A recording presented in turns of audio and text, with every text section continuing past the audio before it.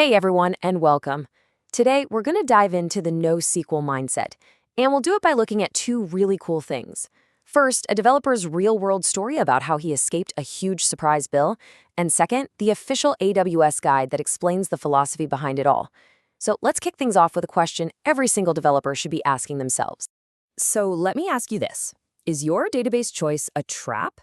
Now, I know that sounds a little dramatic, but the truth is, a decision you make really early on about where you store your data can totally lock you in for years, and it can have some pretty serious consequences down the line.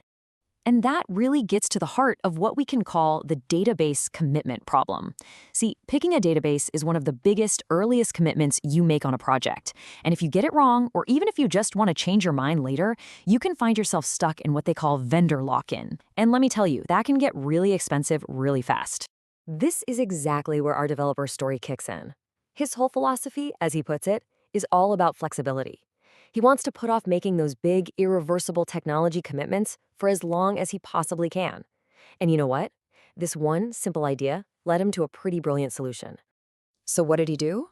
Well, he built something called a data store abstraction layer. The best way to think about it is like a universal adapter. His application code talks to this one adapter, and then the adapter is the thing that talks to whatever database is plugged in on the other side. That means his code wasn't hardwired to any single database. It had no idea what it was even talking to. And it turns out, what started as just, a good design principle, well, it accidentally became his real-world escape plan, and it was all triggered by a surprise bill that was heading his way. And here it is, the uh-oh moment. So the developer had been using Amazon's relational database service, RDS, and he was on a free trial. But when he went to check what the price would be after that trial ended, he got a major shock. The cost for even his tiny little database was going to be way, way more than he was expecting. So he started looking for alternatives, and he found one right there inside AWS. While his relational RDS database was about to get super pricey, Amazon's NoSQL database, DynamoDB, actually had an always free tier. I mean, the choice was obvious, right? But the real question was, how on earth do you switch a live service without taking the whole thing down? And this, right here, is where that abstraction layer paid off big time. He just built a new adapter for DynamoDB. Then he did this really clever trick. For a little while, the app would read from the old database, but any new information was written to both the old and the new one at the same time. While that was happening, a little script was in the background just copying all the old data across. As soon as they were in sync, he just flipped a switch in the configuration, and the result? A totally seamless migration with zero downtime. Just amazing. Okay, so this story is about way more than just a clever technical hack.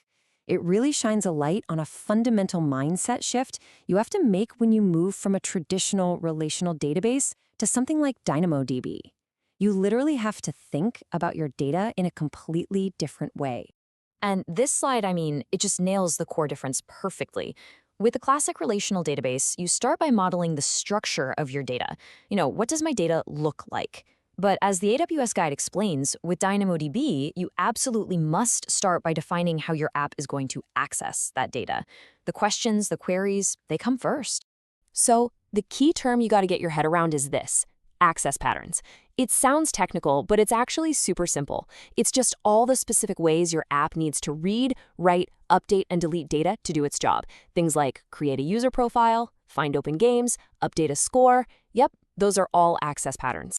And that brings us to the official AWS guide on this. You can think of it as the blueprint or the playbook for how to actually put that access pattern first mindset into practice and really get it right. Okay, so AWS lays out this official 9-step process. And I know when you first see this, it might look a little intimidating, but you really don't need to memorize all of it. The whole philosophy here hinges on getting those first few steps right, because that makes everything else just fall into place. In fact, you can basically boil this whole process down to its absolute core. While all the steps are important, a really successful DynamoDB model is built on step 1, knowing what your app needs to do, and especially step 3, identifying those data access patterns before you even think about designing a table. And here's what that actually looks like in practice. This is an access pattern matrix for a gaming app, and it's pulled right from that AWS guide. You can see how they've just listed out every single action the app needs to perform. They've given it a priority, noted if it's a read or write, and added a simple description. This document right here becomes the blueprint for the entire database. And when you follow that process, this is the kind of schema you end up with. Now, if you're used to really clean, separate tables for everything, a practice called normalization, this might look, well, kind of messy. But that's the whole point. Notice how different kinds of data, like user profiles and game info, might all be smashed together in this same table. It's structured this way for one reason, to make those access patterns we just defined as fast and as cheap as possible. It's optimized for access, not just for organization. All right, let's bring it all home. We've got the developer story giving us the high-level strategy, and we've got the AWS guide giving us the nitty-gritty tactics. So here's what you really should take away from all this. On a strategic level, an abstraction layer like the one our developer built gives you incredible flexibility and control over costs. Tactically, when you do use a NoSQL database, you have to model it based on access patterns first. And the result?